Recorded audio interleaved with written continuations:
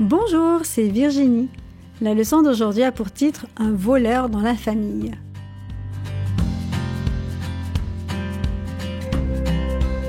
Le verset à mémoriser se trouve dans Lévitique 19, verset 11.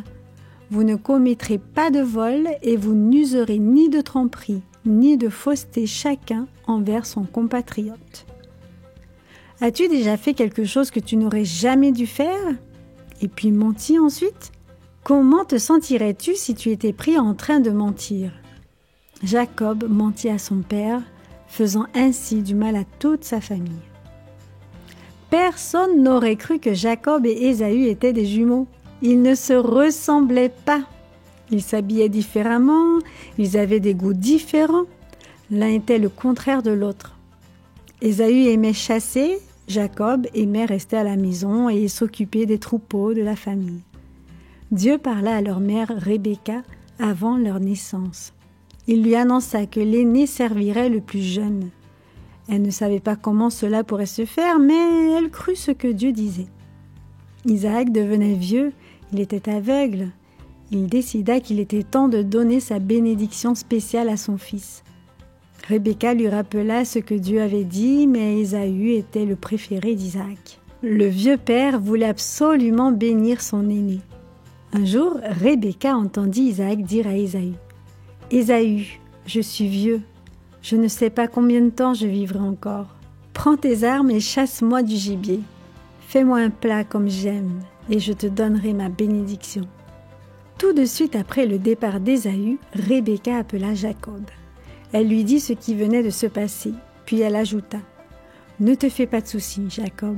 J'ai un plan. Va prendre dans le troupeau 2 des meilleurs chevreaux. Je vais préparer un plat comme ton père aime. Ensuite, tu le lui apporteras et il te bénira. » Jacob répondit « Mais il va me reconnaître. Ésaü est poilu et je ne le suis pas. Je vais passer à ses yeux pour un menteur et il va me maudire au lieu de me bénir. » « Si quelqu'un est maudit, ce sera moi, » répondit Rebecca. « Va faire ce que j'ai dit. » Jacob mit les vêtements d'Ésaü, puis sa mère couvrit ses mains et son cou avec des peaux de chevreau. Puis Jacob alla apporter le plat que Rebecca avait préparé. Isaac entendit Jacob entrer dans la pièce. « Qui est-ce » demanda-t-il. « Ésaü, ton fils aîné, » mentit Jacob.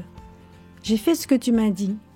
Assieds-toi et mange de mon gibier afin que tu puisses ensuite me bénir. »« Comment se peut-il que tu aies trouvé si rapidement du gibier » demanda Isaac.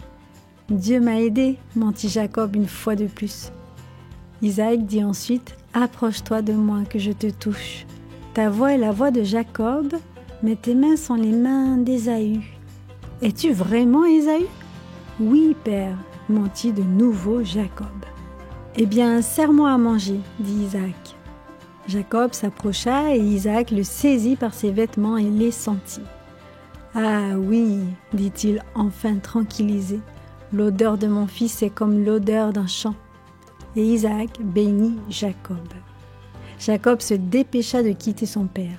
Il venait à peine de partir qu'Ésaü entrait à son tour. « Voici le plat que tu m'as demandé, père, » annonça Ésaü. D'une voix tremblante, Isaac demanda « Mais qui es-tu » ?« Je suis Ésaü, ton premier-né, » répondit Ésaü. « Qui est donc celui qui était ici ? Était-ce Jacob ?» dit Isaac, qui venait de comprendre ce qui s'était passé. Il se tourna vers Ésaü et dit tristement « Je l'ai béni, j'ai béni ton frère Jacob. » Ésaü était furieux. « Ne peux-tu pas me bénir aussi ?